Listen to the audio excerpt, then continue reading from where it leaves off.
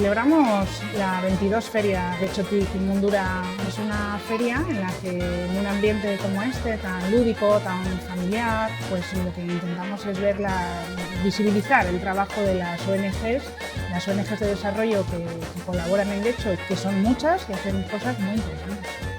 Bueno, este es un año un poquito especial porque hemos cambiado claramente de sede y la gente también hemos visto que ha permanecido más tiempo dentro, porque al tener el edificio pues buenas condiciones y una atmósfera grata, pues la gente ha echado la mañana aquí, ¿no?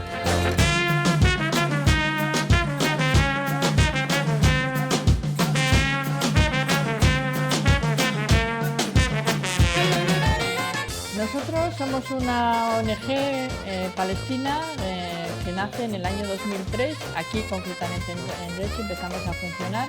Pues a la gente de Getxo le diría que se acercara, que viera los movimientos sociales que hay en su pueblo, que preguntara a todos y a cada uno de ellos y desde luego que se animara a participar allá donde ellos estén más a gusto. Komunikazioaren garrantzitsua iruditzen zaigula kontuan hartuta, KCD gobernuz kanpoko erakundeak beste gauza batzuen artean zinema-ikusezinaren jaialdia ere egiten du. Hori izango litzateke hemen egiten dugun ekitaldi nagusia.